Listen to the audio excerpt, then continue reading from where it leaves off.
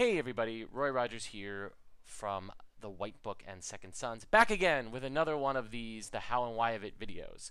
Today I am going to be talking about House Tyrell, which we kind of already talked about before in my first video about combo, but we're actually going to be talking about honest Tyrell decks today. Yes, honest Tyrell decks. Decks that are not one-turn combo kill decks or decks that are entirely about abusing a specific set of synergies in order to claim power incredibly rapidly. It's not saying that the Tyrell deck I'll be talking about today can't be fast. It definitely can. That's one of the strengths of Tyrell. So what we're going to be doing today is we're going to be following the pattern of my previous two videos, which is I'm going to be talking sort of in general about how to beat Tyrell, how Tyrell plays, and then I'll go into some general cards that I think do a pretty good job of answering the Tyrell strategies. And of course, I will recommend at the end. I will recommend a deck that I think pretty consistently beats the more honest Tyrell decks. A brief history of myself with Tyrell. I had the great honor of being the king of House Tyrell at Jesse's name day tournament, and we did very well that day, and I myself did pretty well. I was in the top 4. And since then, I have played a lot of Tyrell, and most recently I made the top 16 at Kublai Khan with Tyrell, a Tyrell Wars to Come deck. So I feel like I'm pretty familiar with this house and its synergies beyond just combination decks, but sort of how a relatively traditional honest Tyrell deck operates. So let's get to it. The deck that I am going to use to showcase how Tyrell plays is this one. The one I basically recommended to you all at the end of my Targ video, because I do believe that this deck pretty consistently beats Targaryen, and it's very strong, I think, against a variety of other factions. So this deck, again, which made the top 16 at ZVZ Zaragoza. I believe it was created by Christian. And yeah, so top 16 deck, really solid. I think the thing that makes Tyrell so powerful right now is beyond combination decks, you can build it in a variety of different ways. And this, I think, showcases all of the different ways you can build Tyrell in one extent or the other. Like, if I showed off a Bitterbridge deck, that's a very specific way, or a Rush deck. I think that all of those are pretty valid ways to play Tyrell. And if you're following Euros right now, you can see that sort of there's a variety of different ways to build Tyrell that has a lot of success. But I think that this deck is very strong in the current meta and sort of just shows off all 3 of the major strategies that I think that Tyrell employs and what makes it so strong. So what are those 3 strategies? So what makes Tyrell really strong is that they are flexible faction. They can play the game sort of in 3 different ways. Sort of 3 different modes. The first is just traditional mid-range. Those are, like, as the Californians call it, good old honest thrones. You have just good mid-range, good characters that are just good in challenges. You've got Marjorie with her Renown. She's really good. And 5 strength. Very good. You've got Standy Randy over here, the classic Tyrell mid-range character, ability to get a whole bunch of different challenges off with Standy Randy because of his reaction, which allows him to stand whenever a card effect increases his strength.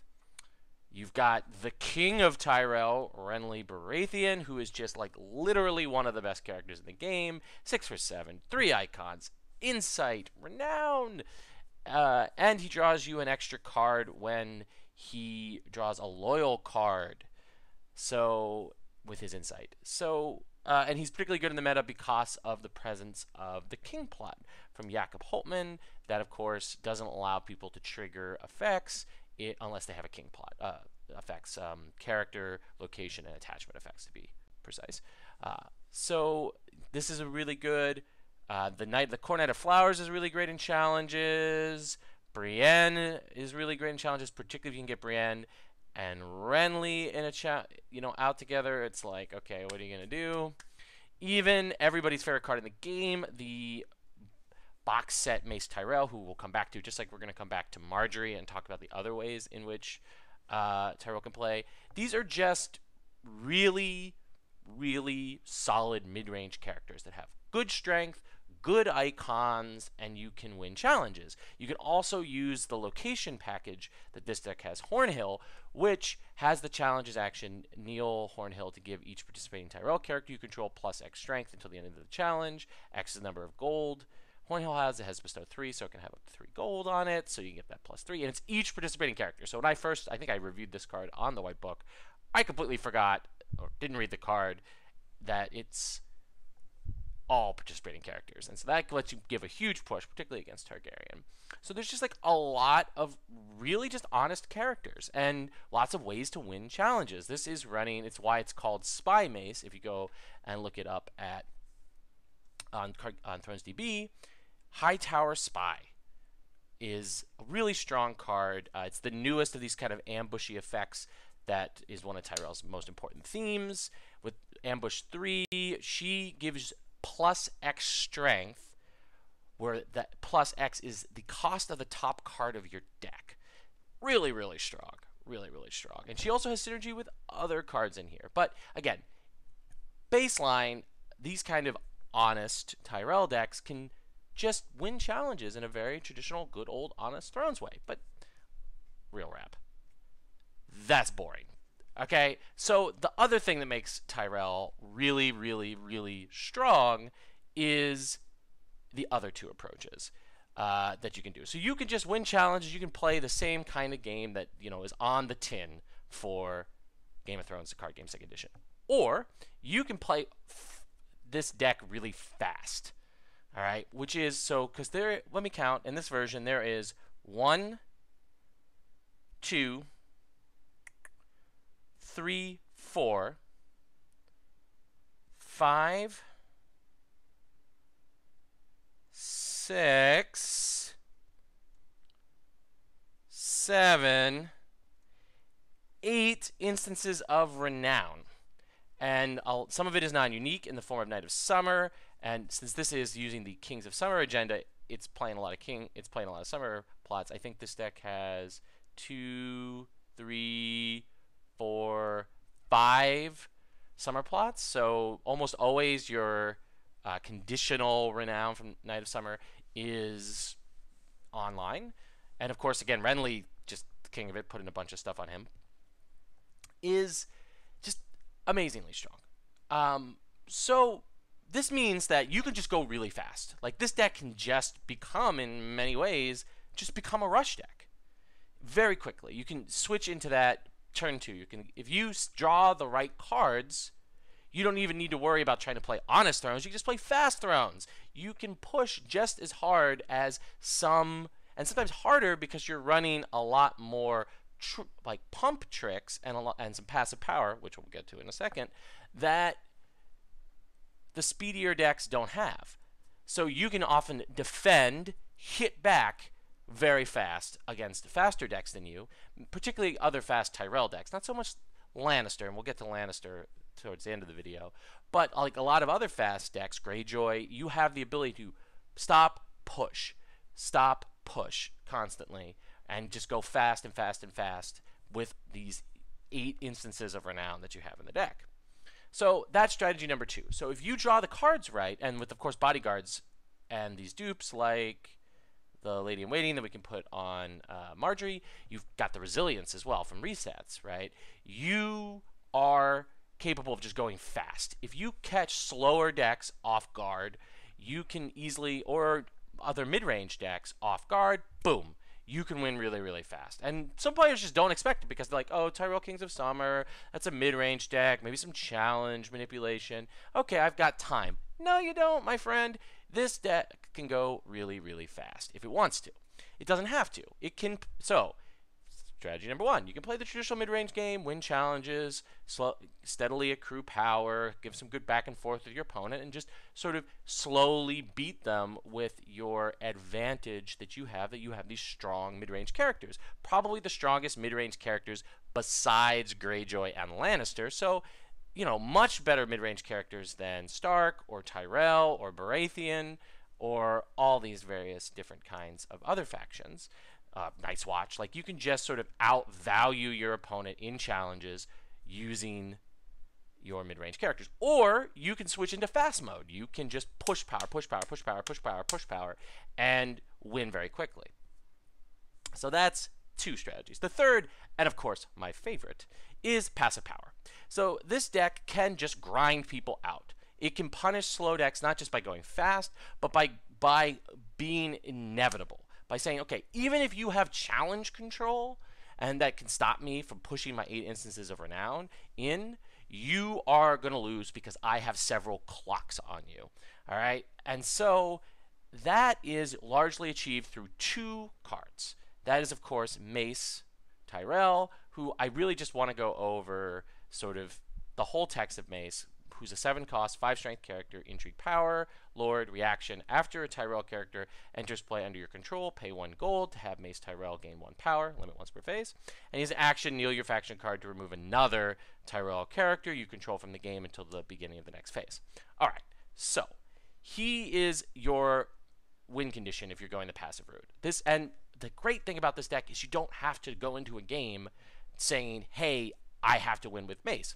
Winning with Mace is usually what you're going to do, but you have the other options depending on what you draw. You can do challenges, you can go fast, or you can win with Mace. So Mace, basically, once you get used to it. Now, a lot of people, and myself included when I was first saw Mace, don't really play with him particularly well. They don't think about the huge number of options that Mace gives you for surprises in the forms of taking some of your ambush guys like Hightower Spy, or Olenna's Informant, or Old Town Informer, and refilling them. So if you have to set them up, you can flip them out and then use their ability, or restock the Olenna's Informer, or not Olenna's Informer, Old Town Informer. The number one problem with Tyrell, not Mace, is just all of their cards have almost the same name. It's the thing I hate most about playing them.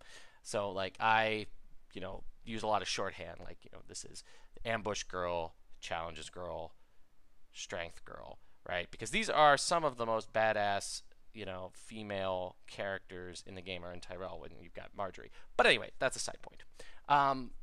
You can grind them out using these thanks to the fact that you can get multiple uses out of them thanks to Mace each turn, right? You can also use it to win dominance by popping somebody out and then popping them in so that they're standing then to win in dominance. The thing about Mace is when you play him, you need to plot out where your power is going to come from, because you can usually gain somewhere between 3 to 5 power around with Mace, particularly with this guy Leighton Hightower, who you kneel him, you put a non-limited Tyrell card into play, 4 cost or lower, right? And then of course the ultimate combination card with him, which is of course Hightower, which of course gives you a card and a gold. So Mace is giving you this win condition, and once you think about it, and try not to, unless now some of my colleagues on the White Book and Second Sons, particularly Aaron, are very opposed to using Mace his blink effect, which I believe is taken from Magic. You blink out a character in marshalling, and then they come out in challenges. Aaron is very opposed to doing that because he believes it eats up a trigger for Mace. You can instead do it into dominance, or from dominance into standing, or a variety of other things you could do. As a general rule, that's true, but it's not always true, because you have, the thing about Mace is he's much more flexible than very dogmatic rules. And I don't want people to come away from this video and think that there's a dogmatic way to play Mace. I don't believe there is. And there are times when it is the right play. Again, let's go back to my example. If you had to set up an Olenna's Informer, you can blink her out, boom, put that gold on, and start generating card advantage. Because the thing about Mace that makes him work is Hightower with that additional card and that gold, so it turns Mace's ability into free every single phase that you can trigger him, but also the card advantage. Because the thing about the grind them out strategy, the attrition, the long-term passive power strategy, is you need to generate constant card advantage. And Olenna's Old Town Informer, Ambush Girl, is that you need her to be able to filter your hand and power up your effects. Now, this version is also running a couple other cards to help with the passive power and the generate card advantage. Old Town. Okay, so Old Town is the card that you kneel, name a card type, character, event, etc., and you reveal the top card of your deck. If it's that card type, you draw it and you gain a power. Super strong card, like super duper duper strong card, particularly because it does what this grind them out strategy needs for Tyrell, which is card advantage and passive power. So Old Town is in many ways a free card every turn, particularly thanks to High Tower Spy, which is revealing the top card of your deck. All right, and pro play, always remember what the top card of your deck is when you reveal a High Tower Spy. I've screwed this up a couple of times in real life. It's kind of embarrassing, but you definitely don't want to screw it up because it's there. Boom. A great time pro play, at least in my opinion, a great time is in taxation to trigger Old Town, because one of the things is once you get this mace strategy going, particularly if you're just playing slowly, you're grinding them out, so you're not playing a lot of characters, or you're returning characters to your hand, or a variety of other things, you know, you have a full hand, so you have to discard down to reserve. Triggering Old Town and taxation means you're now seeing 3 cards into the next round rather than just 2 from your regular draw. Because this summer deck is only running 1 card draw plot in the form of Time of Plenty. Very controversial plot. Maybe I'll do a video in the future about Time of Plenty. But so you don't have things like Ranger's Cash, which you can't have, obviously, or of course Counting Coppers. Why was I forgetting Counting Coppers? I don't know. The name of Counting Coppers, I was imagining the card, little finger holding the money. But anyway, so Old Town gives you what you want as a Tyrell player. It gives you that in this third strategy, this passive power, this grindy attritionary thing. So it's engine number 2. So if Mace and Hightower, I mean, you don't need Hightower. Hightower makes Mace busted, but Mace plus Hightower is engine number 1 for the strategy. Engine number 2 is Old Town, and then engine number 3 is Marjorie. Marjorie is not really. Marjorie's really powerful. I don't think she's broken, but she is really strong because she really creates these situations. She's a great character in challenges and Remember Yourself, and she baits removal, which is also really useful because they use that removal, they use that burn on Marjorie rather than using it on Mace or using it on Renly or some of these other characters. So, but Marjorie kind of does it all for you, particularly if you can get her suited up with a bodyguard, which protects her from Dragon is No Slave, or you can get a Lady of Waiting on her, giving you extra dupes. Because so how Marjorie plays this attrition game is it turns all of your lords into Mace triggers or into Maces or Renleys. And it also lets you do something really cool, which is one of the things I think a mistake that players make who are playing Tyrell is they treat their bombs, because they have some of the best bombs. Randall, Renly, Knight of Flowers, Brienne, Mace. These are all fantastic characters. But so people try to keep them around the same way Greyjoy would, or the way we played the game in 2016, where it's very much like keeping these characters on the board. But with Tyrell, they're really expendable. Like, that's the thing. Like, you let them burn Renly, because Renly goes away. Mace is now in. Mace gets a trigger. Mace gets a power. Or they burn Mace. Boom. You bring Renly out, and now you have a challenge threat that's hard to burn and is generating you cards.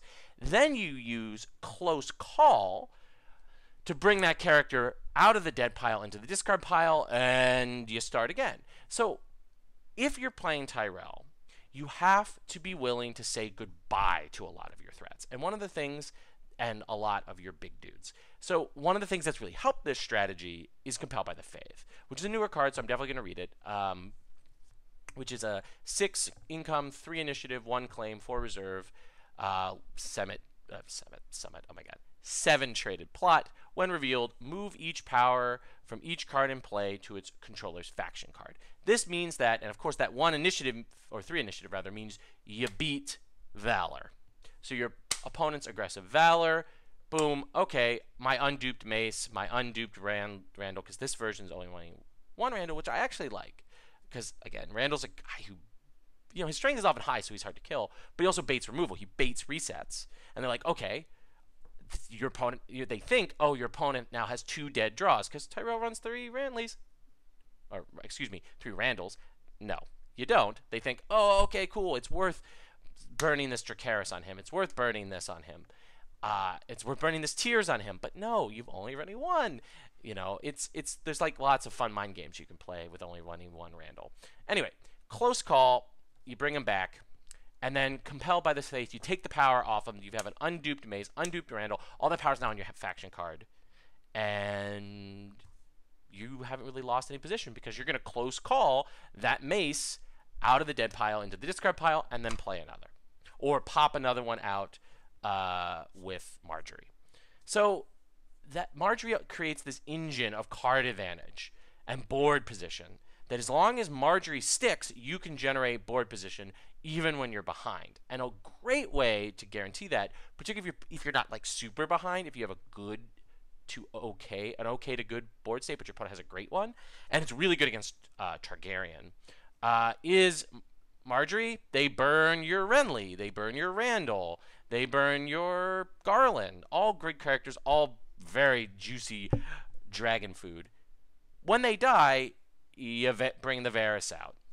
And then Varys takes away all their dupes, you, Valar Morghulis, and suddenly their awesome board is gone. What do? And then you are free to use your card advantage, your draw to win the game. So the thing that's most interesting to me about Tyrell is this slower, passive, power, attrition-y strategy versus the sort of pure mid-range, the rushier way of playing these kind of Tyrell decks. I think they're really interesting. Particularly because you can do things like defensive Renown, where you're just defending a lot of challenges and then just using Mace to generate power and generate a win condition alongside Old Town. This deck is also running the Iron Throne, which helps with the dominance plan, helps counteract a little bit like the Drown God. Isle of Ravens helps with the Martell and Targaryen matchup, and it can also help shuffle in your own people because you're drawing a ton of cards. And the closest I've come to decking myself in this game is playing Tyrell. I'm often down to like 15, 12 cards. And again, just to be real clear, some of the best card draw in the game. So we've got Renly, we have Old Town, we also have Pleasure Barge that gives you those 3 cards. Remember, though, this part which I have screwed up, particularly when I was first time playing Tyrell, if you have not drawn any cards this phase, which didn't really mean much until you've got Hightower.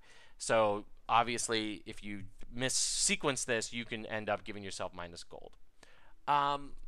So that brings us to sort of a big overview of how Tyrell plays. So what I want to do now is turn my attention to answers to Tyrell. So the great thing about Tyrell for the overall meta is Tyrell is very easily targetable. If you really want to beat Tyrell, you can. Like, it's not the kind of thing where it really distorts your deck. It's not the kind of thing that you really have to play like a really specific deck. Like, there's specific answers to Tyrell decks that are pretty good against other factions as well. So like, it's not the thing that makes Tyrell, I think Tyrell may be because of combo, Tyrell may be the best faction. But I think it's not if we control for combo. I think it's one of the top 3. It's amazing, and I love it. I think that's probably coming clear. I'm also wearing like a green shirt. Like, I love Tyrell in 2nd edition, but it's not because it's so targetable. There's so many ways to disrupt the game plan that they want to do. And so the first one is this card, which is called Barring the Gates. All right, this 5 gold, 2 initiative, 1 claim, 5 reserve plot says quite simply, card abilities cannot cause characters to enter play. Okay, that should be pretty obvious based on what I said, particularly against opponents who are, if you're playing against Tyrell and your Tyrell opponent is trying to do the strategy I just outlined, the passive power strategy, well, you're out of luck. Because particularly if you run double barring, like if you are afraid of a Martell, excuse me, not Martell, Tyrell. God, Martin, why do you do this? The sound, you love it. If you think you're going to be in a Tyrell meta, you bring double barring. Recently, the new DC players, led by Tom Moyer and other guys in Maryland, Todd came in second to combo, but he brought a Greyjoy Rose deck that was running double barring and ran over a lot of Bitterbridge decks, which is super abusing Tyrell's come into play abilities.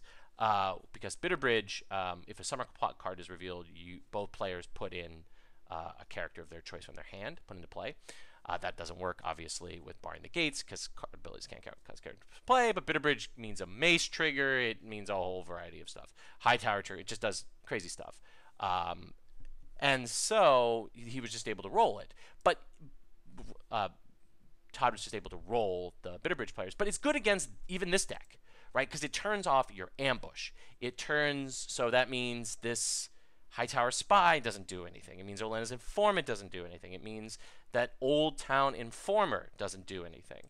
It's really just ridiculously powerful against everything you want to do. Oh, and it turns off Marjorie. This is super, super strong. It turns off Mace's ability to blink people. It means you're only getting one honest trigger. All right? It is super powerful. All right? So if you are afraid of Mace, if you're afraid of Tyrell, double barring. And double barring helps you against Targaryen. It helps you against Martell, the other old faction. So it's a really good plot in general. And so it doesn't really hurt your deck. And 5 gold, 5 reserve, 1 claim, fine.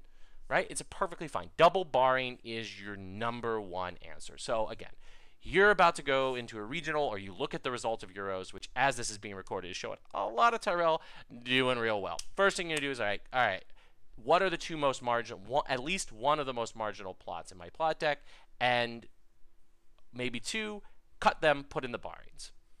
And you are going to up your percentage against Tyrell a whole lot. 2, your king commands it. So, your king commands it. We talked about this in the combo discussion, the combination discussion to be clear.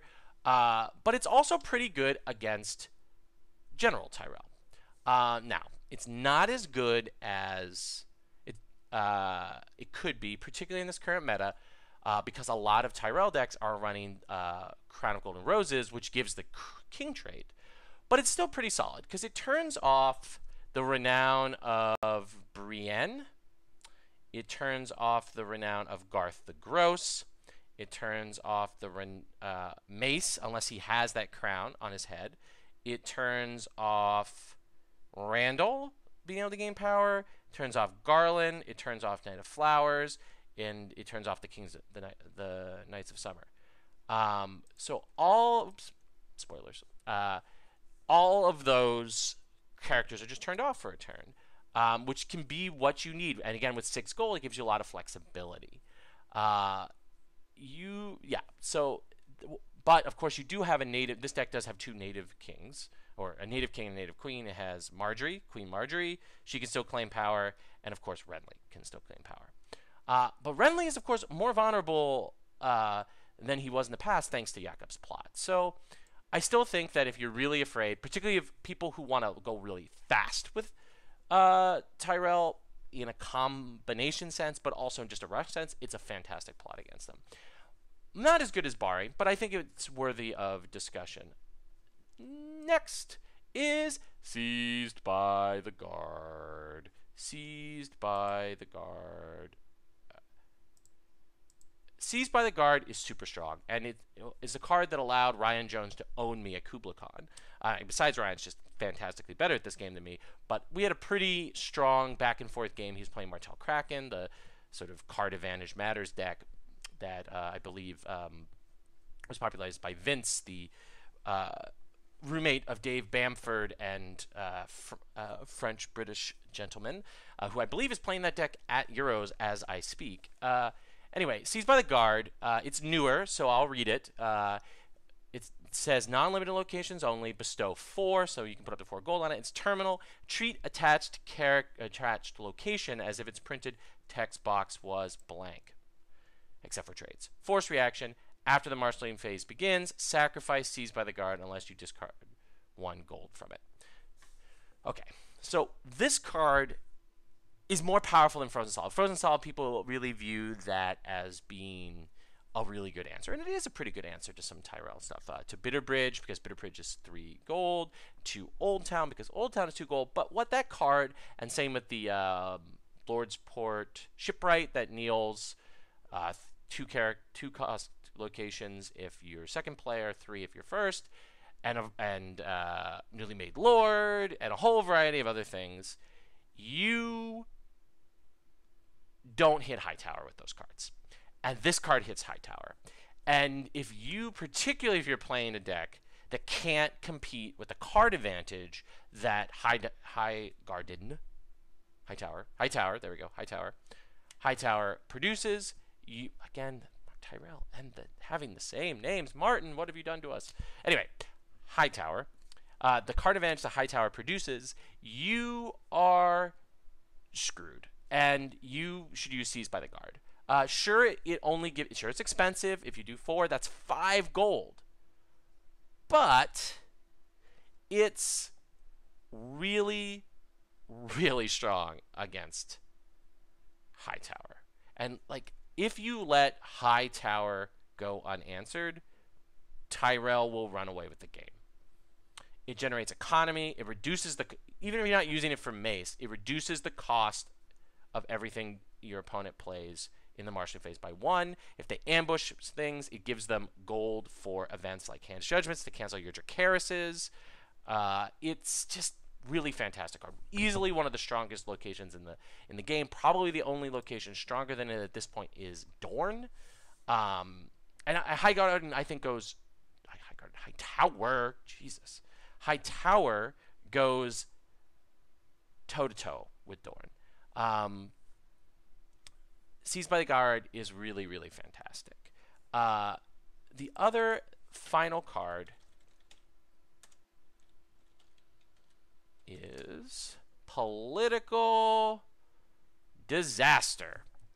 All right, so Political Disaster is another really strong card, because the more I thought about Tyrell for making this video and playing it, is the way in which Tyrell generates its advantages is through locations. The biggest, of course, being Hightower, but also Old Town, as I mentioned, but also pleasure barges, and Flea Bottom for builds that are running Flea Bottom. And this means that it's very vulnerable to disruption, and particularly again with this -1 gold of pleasure barge.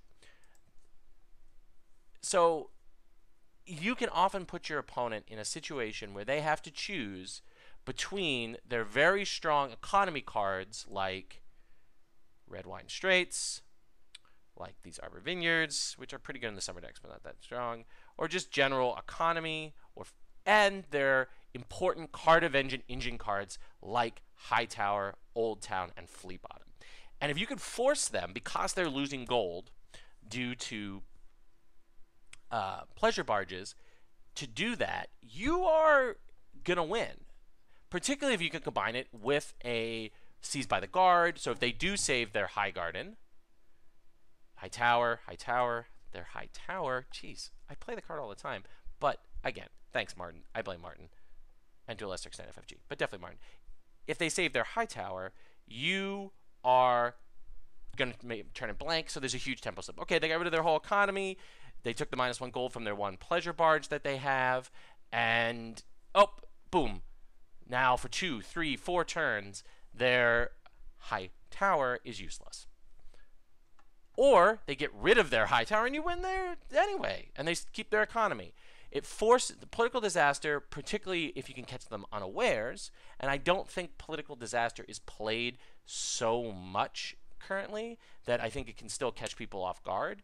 But one of the things that definitely when I was preparing with my team for Jesse's Name Day tournament, we talked a lot about trying to sniff out if your opponent's running in political disaster. Certain factions like Lannister, certain factions like Baratheon, particularly if it's an HRD deck that can run political disaster, we were like, don't play your pleasure barges in that case because it will come and bite you in the butt, right? And at Kublai Khan, I was playing against a Lannister player who political disastered me and forced me to make that decision. I had about 4 locations. I think I had Hightower, Flea Bottom, 2 economy locations, and I had to make a really difficult decision. And not even sure if I made the right one. I think I saved Flea Bottom and I saved Hightower, and it left me open to their other location control. And I didn't have any economy, and it was very difficult for me to keep up with Lannister's economy at that point. It's a really powerful card. So if you can combine your plot game of barring the gates, political disaster, to a lesser extent your king commands it, with a couple of draw deck answers like Seized by the Guard, you shouldn't have a problem with Tyrell. When I say that Tyrell is very easily targetable, that's what I mean. Like barring the gates and political disaster, really target it, and particularly Seized by the Guard. I think Seized by the Guard is not the best card against a lot of factions, particularly ones that rely more on 2 gold or 3 gold locations.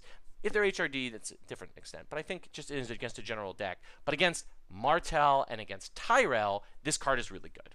So again, if you're looking in general to target Tyrell, I would list it in this order: barring, seized, political disaster, your king commands it.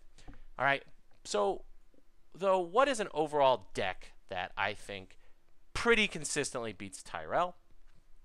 And actually, it's a deck that doesn't rely on any of the things I just said.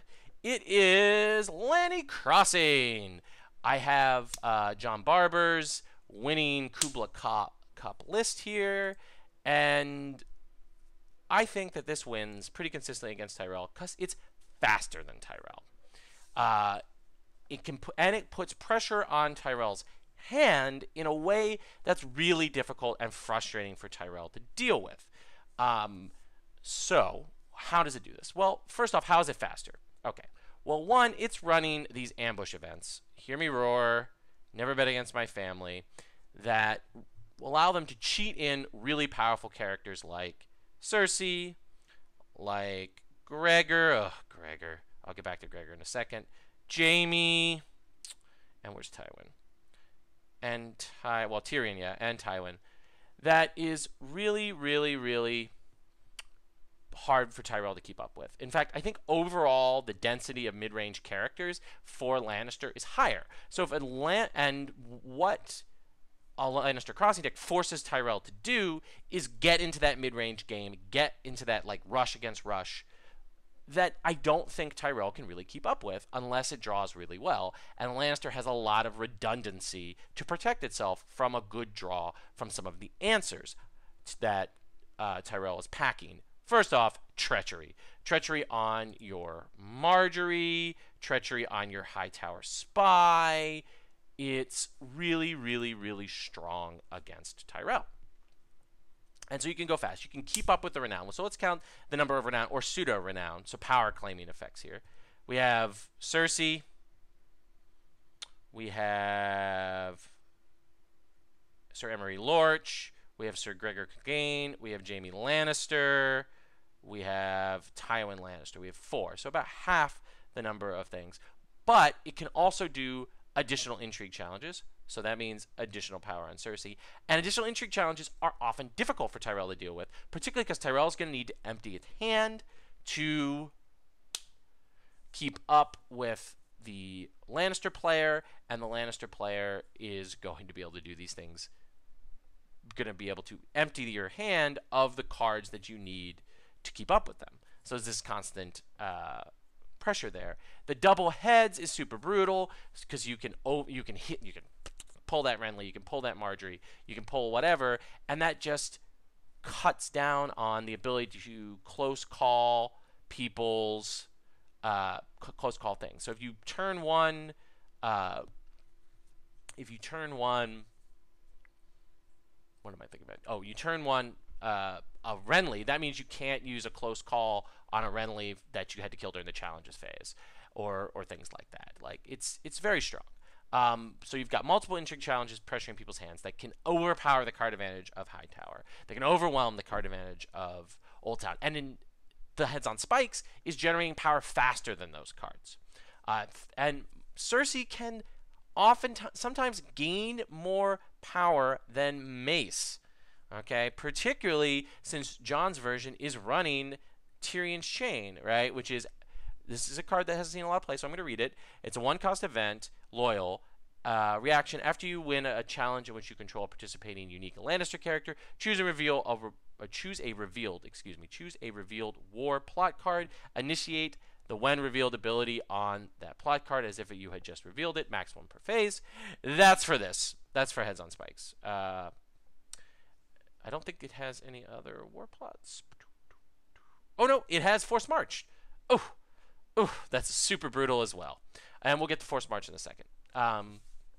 So Tyrion's Chain, again, gives you that triggering Heads on Spikes, triggering the Forced March. That is just generating more, the Heads on Spikes generating more power with Cersei. You're doing 2 intrigue challenges thanks to Casterly Rock. She's not kneeling, so you're sending 6 strength at your opponent, which means that you can overwhelm the strength pumps. All right, and then now they got this great new tool from the Martell box of Forced March, which is the when revealed, each opponent kneels 1 character he or she controls with a military icon. Then you may kneel a character with a military icon to initiate this effect again. Okay, this basically means that your best characters as a Tyrell player are going to get knelled. That is Brienne,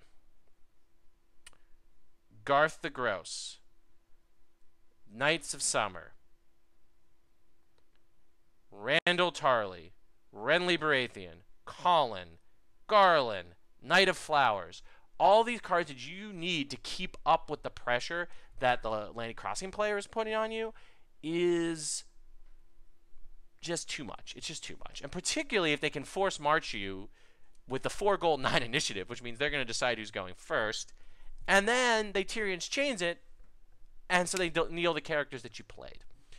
Or if you manage to stand somebody with a trick, you are in trouble thanks to Tyrion's Chain.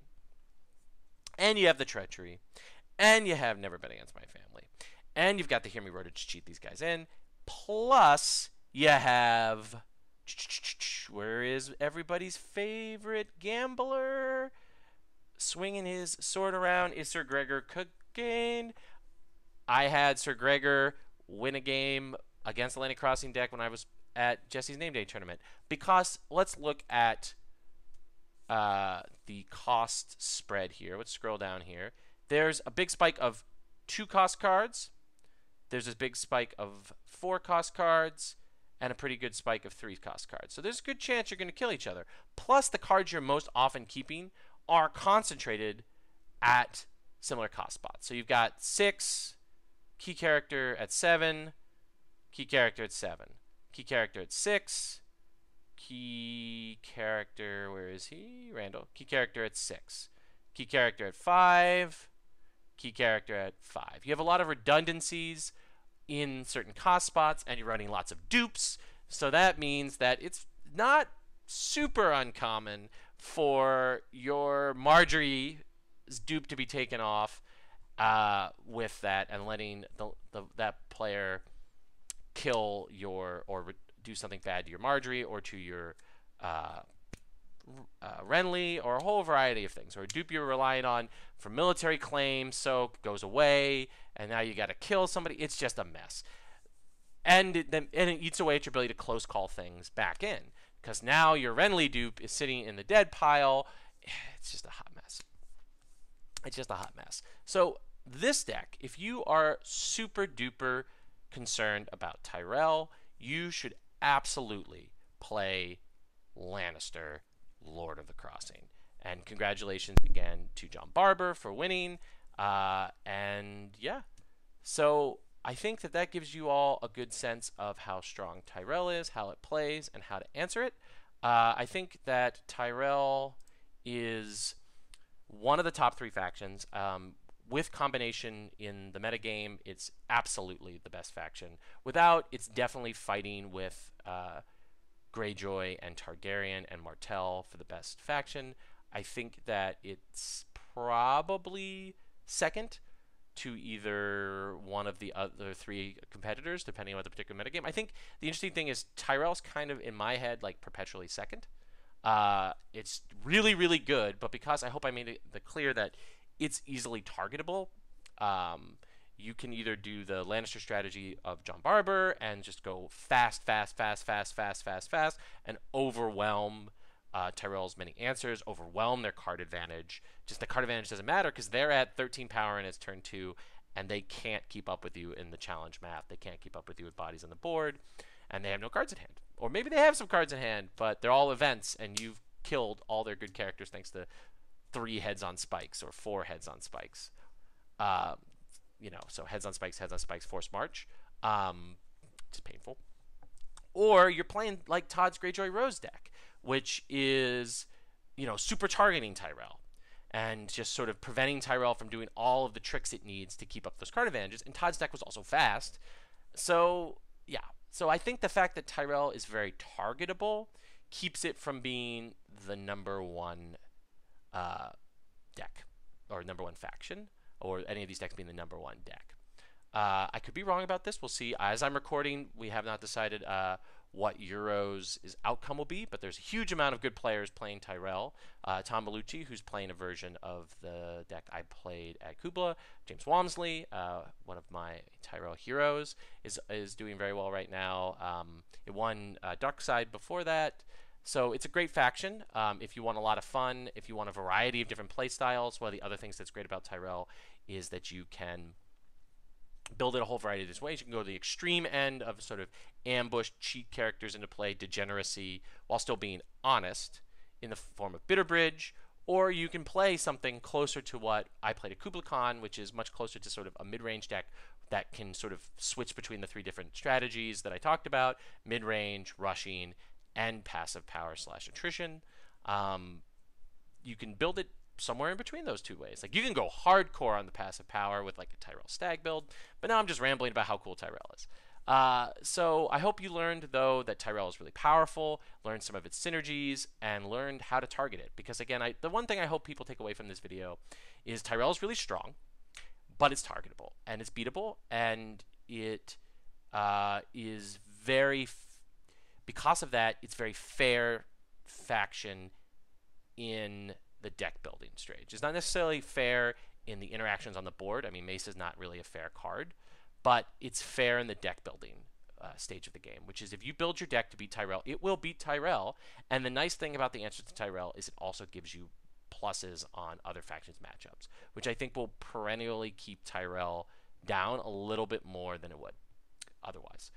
So that's it for this video. Please leave some thoughts in the comments to this post. I hope that the main feedback I got from the last couple videos was as I was reading cards too much. I tried to do a little bit less of that. I don't know if I succeeded, so let me know if I succeeded. I'm sort of trying to target these videos at sort of the median and medium player, but also provide content that I think that more enfranchised and experienced players will enjoy. Let me know if I'm hitting that sweet spot. So yeah, basically just let me know what you think of these videos. And I have several more planned out to do. So until then, or until the next Second Sons or White Book episode that I'm on, have a great day.